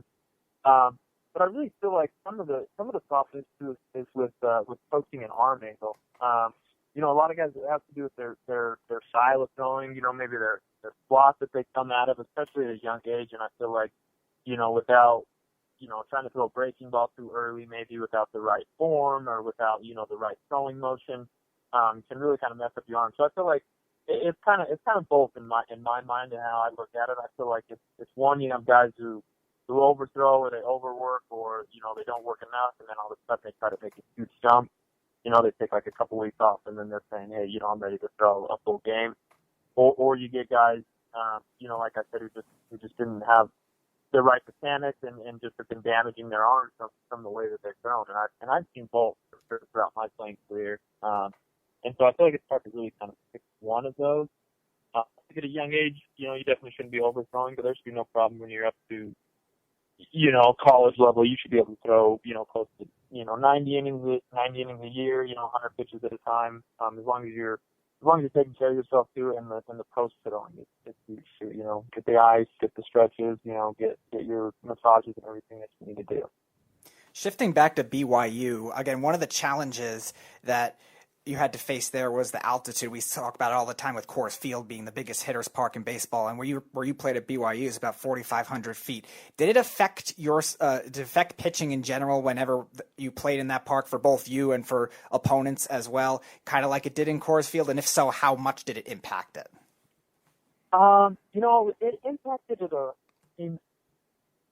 It impacted it a little bit. I would say the biggest thing that impacted me was your off curveballs. I feel like my off speed wouldn't move as much, playing in Utah or any other high elevation place. Obviously, if you make a mistake and a guy gets one up in the air, it always has the ability to just carry out with the wind and because of the elevation. It kind of definitely plays into it. But I never really, I definitely, like I said, the only problems that I really had playing in Utah the whole time was just the curveball movement. And it was always great when I would go to, a place that was like on the coast or something like that, because I'd have, another inch or two on my breaking ball, and it was great. We are talking to Yankees free agent pitching prospect Jarod Lessar. Now, we talked to Blaine Ubeda and Osha Gabonia, two guys that were also signed by the New York Yankees. Ocean told me he had 5 pitches and 3 of them dominant pitches. And Blaine said he had 3 excellent pitches. Now, when you look at your style of pitching, do you have a particular pitch, which you said you do, but Is there a particular pitch that you think could be dominant in the major leagues, and what would that pitch be? My secondary stuff, as far as like I throw, I think one of the things that really interests is everything that I talked to is the high spin rate that I have on my breaking balls. With the RPMs and as far as spin rate is I have really high spinning breaking balls. Harder to pick up from what scouts have told me and everything like that. So I really feel like my off speed moving forward, kind of be my go-to. I throw, kind of like your basic 12-6 with a high spin rate. That is really kind of like, I've thrown the same curveball ever since I started throwing the curveball. So, I can throw it in any channel, any situation, pretty much whenever I want it. And then I've really developed a hard slider that's been my wipeout, kind of my put-out pitch. At BYU, got a lot of swing and misses on it, and I was throwing it, right around mid-8. Well, I asked Blaine what kind of music he listened to. He said country. Ocean said he likes hip-hop music, NF. Is there a particular artist and a particular kind of music that you like to listen to, especially when you're getting ready for a game? I like a little bit of everything to get me into a game. Something that I really listen to a lot before games is Kid Cudi. I'm really into Kid Cudi. Really? But I listen to a lot of things. I'm from a small farm town, so obviously, I love my country. I'm more of an older country guy. I'm into, Johnny Cash, Waylon Jennings. You really listen to Johnny Cash? Oh, Johnny Cash is my all-time favorite. I'm considered getting a tattoo of Johnny Cash. Oh my God. You know what's funny? My father's band actually opened up for Johnny Cash when he was in Vegas years and years ago. Years and years ago, before he passed away. That's awesome. Yeah. Johnny Cash. Yeah, I listen to a lot of Johnny Cash, but usually pregame it's some Kid Cudi, it's some hip hop. I got to get a little fired up, but I can't get too fired up. I can listen to the hardcore rock. I can't get to any crazy dubstep. It's kind of got to be mellow, and that's why I think Kid Cudi has that kind of hip hop, but it's kind of like a mellow hip hop. Very, very interesting. Yeah, I got from Kid Cudi to Johnny Cash. Johnny Cash. When you're a young kid. You got to be about 19 years old, 18 years old. You're a kid, and you're listening. Go ahead. Yeah, it was just what was always playing, man. It was, me and my dad and my grandpa, we'd go fishing on the weekends, and it was what they listened to, and it's just, I grew up singing the songs, I grew up listening to them, and so I just never really stopped, My grandpa took me fishing 2-3 times a week. We'd get in his truck. I would drive to the lake, to the pond, and it was Johnny Cash, Waylon Jennings, Marty Robbins. Goodness, I could, it was all of them all the time. And so it just kind of became a part of, it was like I never wasn't not listening to him. I'm kind of surprised. Of all the people that you picked, you went with Kid Cudi, which that's like right out of the back pocket. Nobody picks Kid Cudi, but I like Kid Cudi. He's great.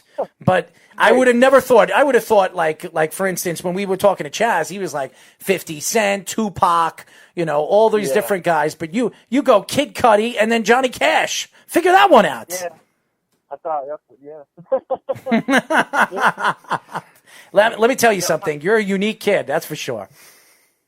I appreciate it. At this rate, you'll see all three of the prospects we've interviewed all in a pitching rotation at the same time, all with country music. Walk-ups. One Johnny Cash, the other one, I don't know. I'll tell you this, Blaine was talking to me about country music, and he was giving me some of these country singers, and I'm actually a DJ on the side, and I have never heard of some of the country singers he was giving me. I'm like, if I'm going to listen to country music, I'm listening to country pop, Zach Brown Band or something like that. Some of the groups that he was telling me, I was like, who? What? So... Yeah. It's that's the thing is I don't like any of the new country really, so that's why I stick to the roots, I got you, but I'm very surprised Johnny Cash came out of your mouth, being that you're such a young kid. Hey, if you see where I'm from, and people from where I'm from, you wouldn't think it. Okay. Great people though, don't get me wrong. You're a great person. I'll tell you this, man. We've interviewed a lot of prospects in baseball, football, and in NFL players, NHL players. We've interviewed everybody. And what's great about you is you got a good personality, you answer the question, and you're not afraid to answer the question. You give us a straight answer. So I love that about you. So whatever you say, I'll take that and I'll laugh at it, but I love it. Kid Cudi and Johnny Cash. Figure that one out. Yes, sir. In terms of beyond pitching in baseball, what are your other favorite aspects of the game of baseball in your time, really at any level? What do you enjoy the most outside of pitching? The game, man, I love just being at the ball field. I mean, I was a starter at BYU, and I was the day 3 guy. So man, it was great to come to the ball field on like a Thursday. You know, you get to do the little practice, and we start playing. It was good. You know, I like just being in the dugout, just talking with the guys. You know, how does the field play? You know, what's it like on the bumps? You know, I get caught up in the scenery a lot. You know, I'm a big fan of like all the historical stadiums and stuff like that. So really like just the energy of being at the ball field. You know, you see people enjoying drinks and they got snacks and they can talk to each other and also, you know, be enjoying a sporting event too. You know, it's not like you have to scream and yell the whole time and you know, so really just for me it's just being at the ball field and the atmosphere of being at a baseball game. You know, you got the hot dogs and the beer and you know, all the history with, you know, sunflower seeds, you know, and just the smells and the energy of just being at the field, man, is probably my favorite thing other than. Are you a hot dogs guy or a hamburger guy? Oh, I'm a hot dog guy. Oh, sure. come on, man. Now you're taking it away from me. I love the Johnny Cash. I love the Kid Cudi. And then you say you're a hot dog guy. Yeah, but who goes to a game and gets the hamburger and a beer? Well, that's true. You're absolutely right. Get a hot dog and a beer at the game. I will tell you this, my friends. You have never had a hot dog until you come to New York. I can't wait. So we call them here dirty dogs. So, and the reason why they sit in the hot water and everybody says, I can't believe you eat that. But when you taste it, that's the only hot dog I eat. When I go to the city and I go to a Yankee game, I do not like hot dogs. But at a Yankee game or in the city, all the time on every single, you're going to love it because every single street you're going to be going up to a hot dog guy asking for a hot dog. Perfect. So there you go. You're a hot dog fan. Just remember, you're going to have to stay in shape, man, because you're going to be eating a lot over here in New York. Yeah, I know. That's right. I gotta wash. You know, I gotta wash my figure. a little nervous when it comes to that. Don't tell Brian Cashman that. Yeah.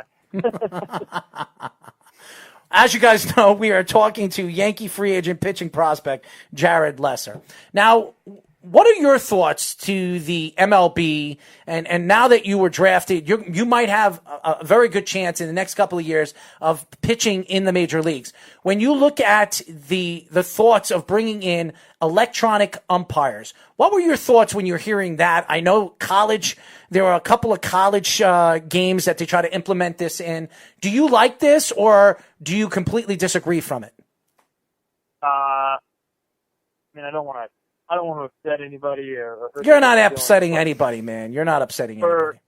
For me, it's a part of the game to have an umpire back there. I feel like it's the traditional way, and you got to have human error. You got to have, you know, there has to be another. I mean, I know they say, yeah, umpires can ruin a game or anything like that, but it's also part of the game. You know, it would be extremely, for me, it would be extremely weird to go to throw a pitch and not see a blue behind the catcher. I think it would be like, am I on the bullpen? Is it a simulated game? You know, it would be, you know, for me, it's keep it traditional, man. Like keep baseball how baseball is, you know? Mm-hmm. Keep the umpire back there. I mean, it's a part of the game.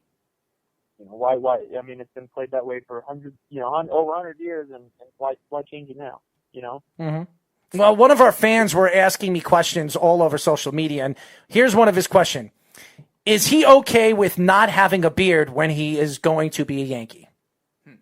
Oh, absolutely. Are you kidding me? BYU? You can't have a beard at BYU either. Really? I've been shaving my for the past 2 years. Yeah, no problem. No problem. I knew that going into the Yankees, man. I knew. I was like, oh, that's perfect. I shave my face all the time. No worries. Well, I'm a volunteer. Tough, you know? Well, I'm a volunteer firefighter, buddy, and they tell me all the time they want me to shave my beard off, and I shave it to the lowest whatever you call this, sprinkle of dirt on my face. And it upsets me every single time I shave it. And it's like I'm a Yankee. It really is. Every time I walk in, shave your face. I got to go home, shave my face. It's terrible, man. It's absolutely terrible. But you're a Yankee, and you're going to get paid to play professional baseball with the New York Yankees. So I would absolutely shave whatever they want on my body to play for the New York Yankees. If I could shave my eyebrows and my head, no problem. Well, if you shave your eyebrows, you'd look pretty weird, man. You look pretty weird. It could be an intimidation factor. You look at the picture, he doesn't have eyebrows, you'd be like, whoa, man, this guy's That would be intimidation. I'd be like, what the hell is wrong with this guy? All right, I'm not swinging. Yeah, exactly. Oh, my God. Another one of the new things that Errol's mentioned, the robot umpires. Another one of the new things they're trying as well, and they've tried it already in different levels of the minor leagues, is the pitch clock. Something they're trying, obviously, to speed up the game, pace of play. One, have you had experience with it in college at different levels so far, even in high school? And two, what do you think you'll be able to adjust to, and how is that going to change the mentality of you as a pitcher? Honestly, for me, I think it works to my advantage. We had the pitching, the timing rule, in college, and I like to work that.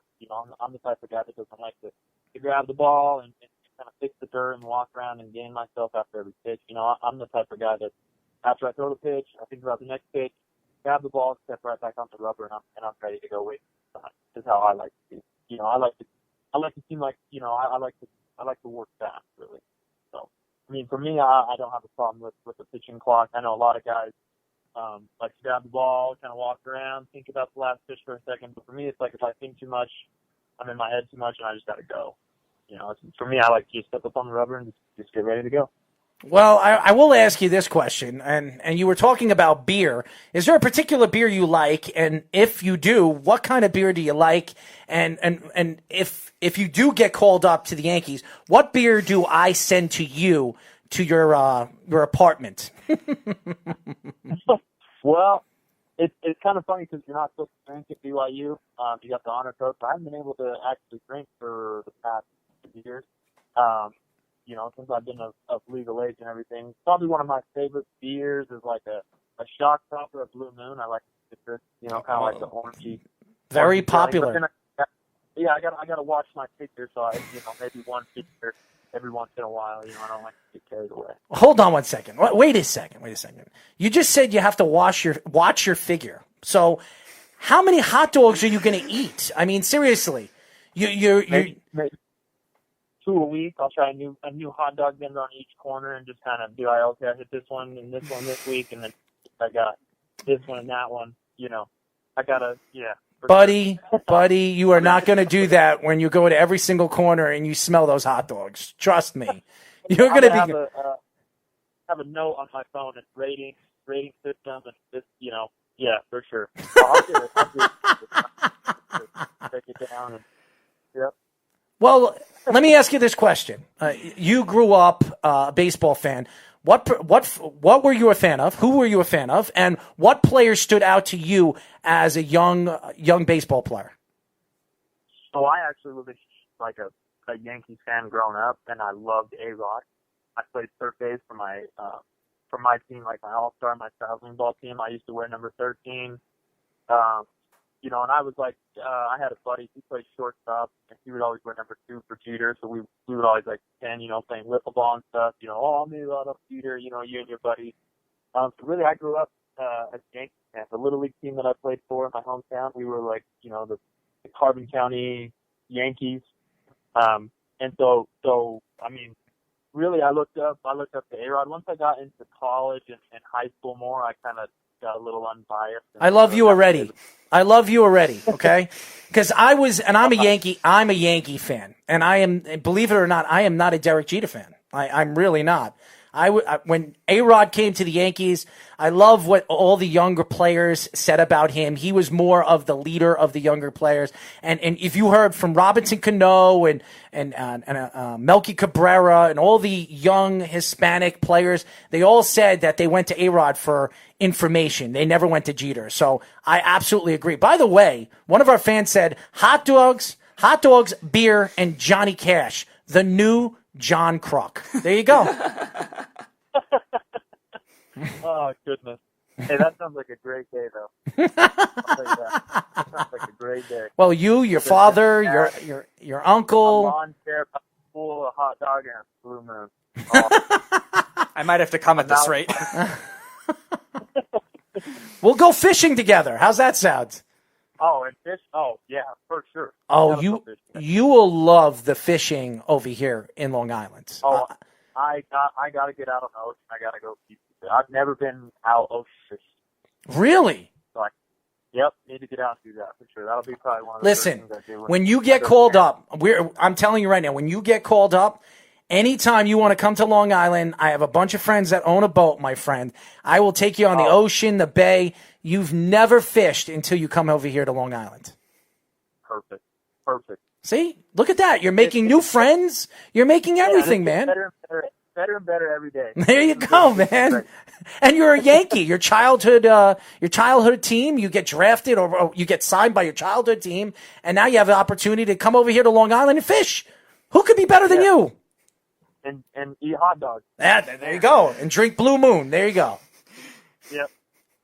And sing Johnny Cash on the boat. Yep, gotta have the Johnny Cash. Well, if you want me to fall asleep, absolutely. Well, if you have I got a playlist. I get aux cord that day, and we're good.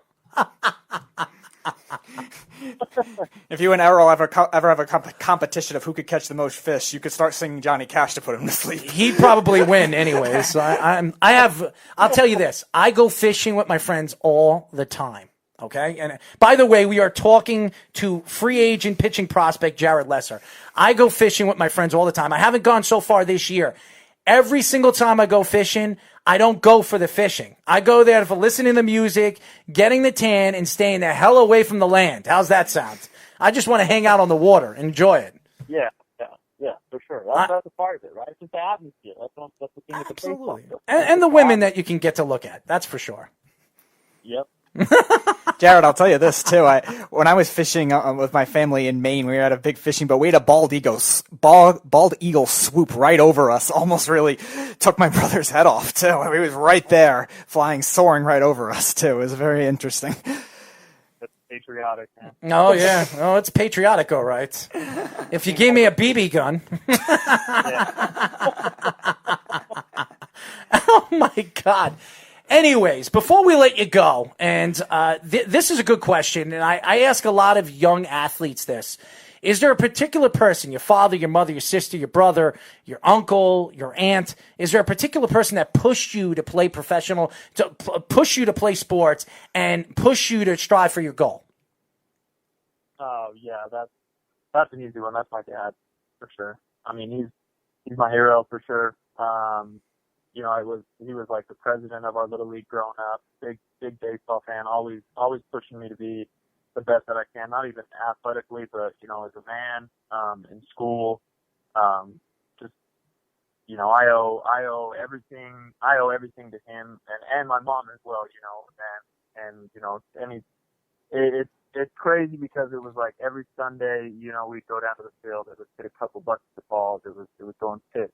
You know what I mean? It was getting better all the time, trying to get better, and I think it's, you know, it's almost like a giving thanks back to him. You know, like, you know, we made it, like all the time and the effort and everything that we went through, you know, growing up and those days at the field every Sunday, you know, it paid off, and you know, I owe a lot to my dad and definitely my mom. Well, when you step on that pitching mound at Yankee Stadium and your parents are sitting there in the audience watching you play, hopefully after this COVID-19, I mean, seriously, they're going to be wearing masks forever. I mean, seriously. Yeah. But exactly. When you get the opportunity to do that it will be so surreal to you, because I never got to pitch in the major leagues, but I absolutely got to stand on home plate and the pitching mound as a guest.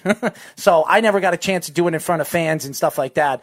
But I'll tell you this right now. It is so surreal, especially growing up as a Yankee fan, knowing that you're going to step on the mound, the house that Ruth built, or, well, it's really not the house that Ruth built, but you know what I'm talking about. When you had Babe Ruth, Joe DiMaggio, Mickey Mantle, Derek Jeter, Alex Rodriguez, Lou Gehrig, all the greats, Yogi Berra, all these guys that played for the Yankees, and then you have the opportunity to step on that mound and get to pitch for the New York Yankees, that would be so surreal for you and your family.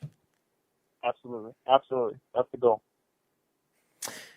Anyways, well, I'm going to let you go, my friend. I would love to get you back on when the season does start in single A, double A, or triple A, wherever you're going to be playing. We would love to get you back on, talk a little Yankee baseball, and talk about your growth. And we want you to follow us. So follow us on our social media. We're going to follow you. I want to keep tabs on you, my friend. We're going to keep tabs on you.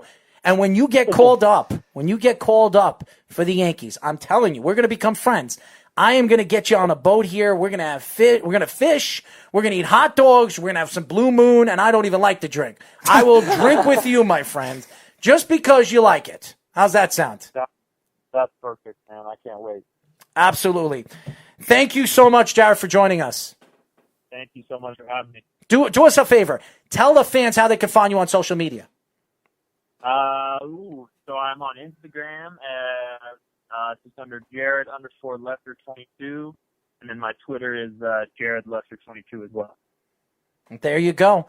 Jarod, we're definitely going to keep tabs on you. We would love to get you back on the show. So definitely, if you're willing, we'd love to get you back on. Of course, anytime. Thank you so much.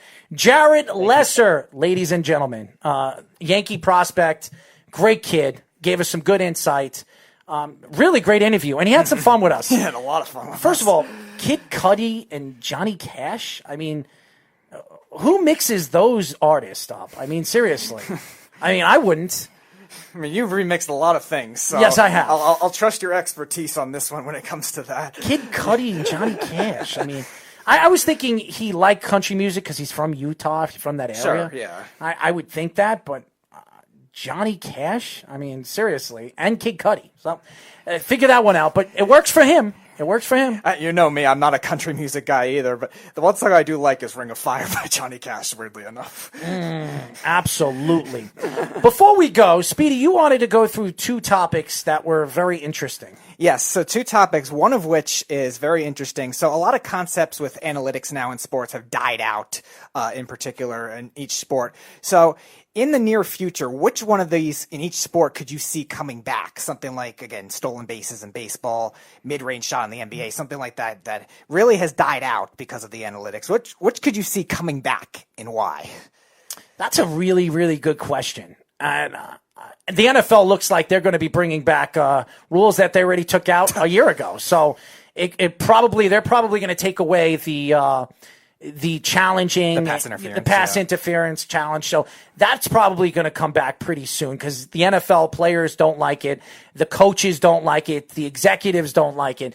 So I could see that coming back. But that's a good question. I can't see the two-line pass coming back from the NHL because that affected the NHL, the speed of the game. I don't know. What about in the NHL, the goaltending rule that they made with the trapezoid? Can you see that switching back? No. I think they want to keep. First of all, the goalies are much more athletic and much more bigger, and their equipment is much more bigger now than they ever were. If you look at Tom Barrasso or even Mike Richter or John Van Beesbrook in the 90s, and then you look at some of the goalie pads and the goalie equipment they use now, I mean, it practically covers the whole net. I mean, so I think they want the goalie to stay in the net. They don't want him to make plays outside of the net. So I don't see that coming back. I don't see that implementing in the game. Absolutely not.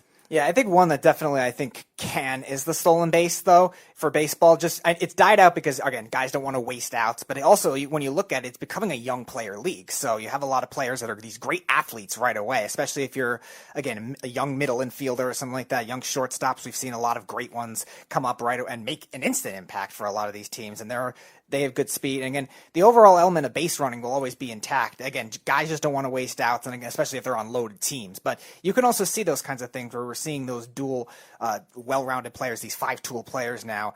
So I think you could definitely see that element come back in a sense. They're just really dying out because of the analytics, and especially on base percentage, they really stress with that. I think too. the only thing you're going to see in the near future that's going to happen is that NFL rule be completely dismantled from the league.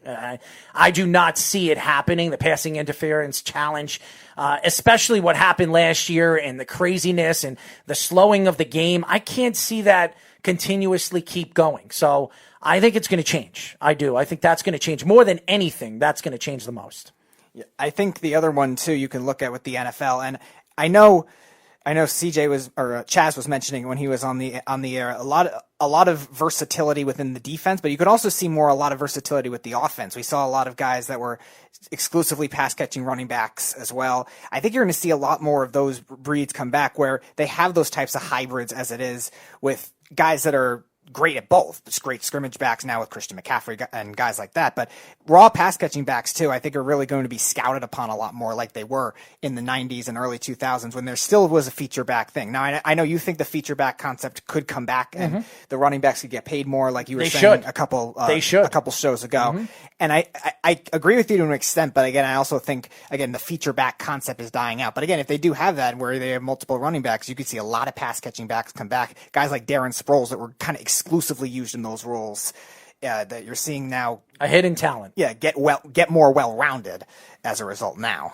And what was the other thing you wanted to talk about? So which leagues could benefit the most from having more teams in it and why?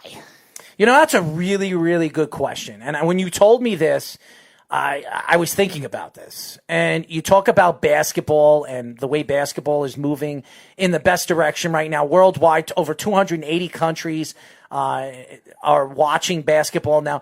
I think out of all of it, it would be football. And I'm going to tell you why. Football is an American sport. And for years, they've been trying to get a football team, an NFL team in Canada. And they've also been trying to get a football team in England. And I think the transition of the game, especially, first of all, there are more English and Australian players coming to the NFL year in and year out, either free agents being signed or rugby players, or you're seeing so many different countries and players coming from different sorts of the world coming to the NFL.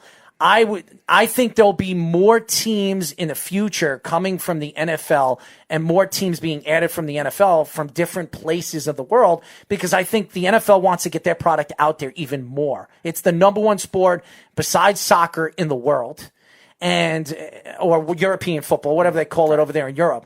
And I think that the NFL, and I know a lot of people argue this, there's no way the players' union's going to accept this because it's a lot of traveling. Right now with COVID-19, no. Right. But I think that eventually owners and the league and especially Roger Goodell, as long as he runs this league, he's always trying to find a way to make more money. And he's making $45 million, and with his new contract, he'll probably be making $70 or $80 million. So he's going to try to find a way to bring in more and more money and revenue. And the way you do that is adding more football teams in different places of the world. And I could see that happening. The only thing that worries me about certain international places is because of the travel lag, will players want to sign there if they aren't drafted there is the only thing I'm worried about, because I do think the fan bases will be strong with those countries that have done well with supporting NFL football so far. And again, this is not an issue for Canada and Mexico, but I think in terms of the players like wanting to go to England, you would need the specific type of commitment in order to handle that kind of travel lag. We see travel lag all the time hinder a lot of West Coast teams when they have to play on the East Coast at essentially 10 a.m. in their time. Now you're dealing with a 6-hour time difference. That can make it troublesome for free agents. Of course, to sign but money talks. Okay, you just saw Patrick Mahomes get a $500 million contract. Okay, $500 million. There are players. He had the highest paid contract in sports history. I'm not even talking about baseball when that's guaranteed money. Patrick Mahomes just got a $500 million contract and he had 2 good seasons. That's it. Right. He won a Super Bowl and he won an MVP. And now he is the highest paid player in sports history. Okay? Yeah, a 10-year contract. So just think about it this way. If there is money to be made, I guarantee you players would go to London. Players would go to, I wouldn't say Australia. That's too far. But London, I could see that. I could see certain parts of Europe, Germany. I could see that. Absolutely. When you talk about money, first of all, if you go to England, you're going to get pounds. That's more. It's worth more than cash here in the United States. Okay. So euros or whatever the hell they call it over there. So I do believe that in the long run, money talks, and if a player is going to make $2, $3, $4 million of American money over there, they'll absolutely go over there.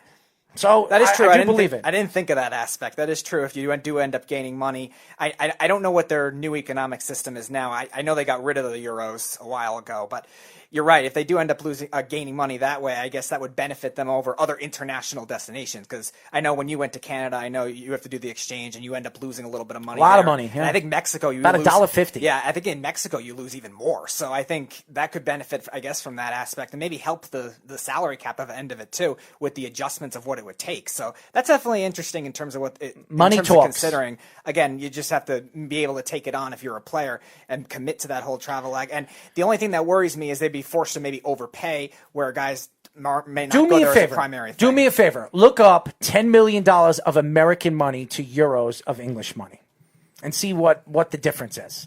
Because I will bet you it's about $3 million, okay? I'm going to say that. I'm giving you a number. So it's about $8.85 million of euros. So you're going to tell me right now, if there's an English team, players aren't going to want to go and play over there in England? I would absolutely sign me up. Sign me up if you're going to pay me $8 million more of American money to go over there and play in Europe. I'm sorry. I don't care about the travel. It's all about the money, baby. It's all about the money. And NFL players don't really get on that contract. After the rookie contract, they get guaranteed money. And then when they get their second contract, they're only getting guaranteed money, $30 million, $40 million if you're a great player. And the other money is not guaranteed. Even Patrick Mahomes, he got $140 million guaranteed if he gets hurt. The other money is not guaranteed. And even if it is guaranteed, 5-6 years down the road, he's going to want to break that contract because money's going to be worth more. Right. And the money the salary cap, the CBA rules, the TV deals that they're going to get, the sponsorships that they're going to get, it's completely different now. And just natural inflation, too, with any economy. So he's going to get more money. So, of course, he's going to opt out of that contract. So I do believe that if there is an NFL team in Europe, there will absolutely be players wanting to go over there because it's all about money. That's what they're there for. In the long run, you're only in the NFL. Most players are only in the NFL for 6 to 7 years. So they want to make the most money they can make in that 6 and 7 years. So if I was an NFL player right now, I would absolutely sign me up if I'm going to make $8 million more to go and play over there. I'm sorry. That's where I would like to go. So. That's a good point. I never thought of the exchange rate type thing. And I'm curious how it is different. With I always have good points. With each country, too, depending on how much they expand to. It'll be interesting to see if they do end up sticking with that entire thing and how many countries it does expand to and how that'll work and differ. It'll be interesting. And first of all, Carl, I am not leaving New York. No, I am not leaving. And by the way, Jeff, could you stop with the Yankees cheating and steroids? What is up with you, man? Every single thing that you post now, you send me emails, you send me text messages. The Yankees cheated. So did the Red Sox. So does every single team. Could you stop? The Houston Astros were the team that really cheated. They were the one banging garbage pails in the clubhouse, essentially. The clubhouse or wherever the hell, the locker room, wherever the hell we were banging their garbage pails. So could you stop with the Yankees cheated? Every team in sports have cheated at least once, so you need to stop. Yeah, I think there's actually a website for that, at least for football. I think it's like yourteamcheated.com, and they'll find a spot in history where, whether it's drastic or not, somehow you cheated. Actually, Carl, the average time in the NFL to decent NFL players are 5 to 6 years. Right. I think what Carl's doing is the actual average if you include the undrafted guys and stuff like that. Yes, 2 to 3 years. But the average NFL player that is decent plays about 5 to 6 years in the NFL. So I think that when you look at the Euros and you look at the money that you can make over there in Europe, I'm taking the money. So I'm going over there. Sign me up.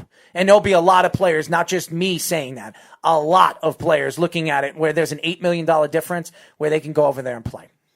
Anyways, that's it for our show, ladies and gentlemen. I'd like to thank Chaz, all you for joining us. Great interview. If you guys didn't hear it, watch the replay, listen to the replay. I'm sure Speedy will have it out there on our social media. And I really like to thank Jarod Lessar giving us some good insight, having a little bit of fun with us. Johnny Cash fan over there. Kid Cudi. I mean, great interview. Gave us some good insight, his thoughts, laughing with us. He likes to fish. He likes hot dogs. He likes Blue Moon. So it was a great interview. And by the way, he was a Yankee fan growing up. So he got drafted or got signed by a team that he rooted for all these years. So that's a great story. And hopefully he gets called up in the near future and becomes a big-time relief pitcher or starting pitcher for the New York Yankees organization. If he ever does get called up, I want him to do some kind of like hot dog review for each vendor in New York City. Let him do a hot dog review with us. Yeah, right. We'll follow the camera with him. Absolutely. That would be fun. That would be. That would be really, really fun. Shout out to Carl for giving us some good insight on our social media. I am not going to thank the pain in the butt, Jeff from Tampa, who loves to antagonize me during the show that the Yankees are cheating. Errol might teabag Carl. Get out of here. You know, Jeff, first of all, you know what? I'm not going to talk about this on live radio, but Jeff being the pain in the butt that he always is. Snug for being snug. But thank you to Jillian and Ricky for getting us all our guests. They've been working really, really hard. They put the time into helping us reach out to all these athletes.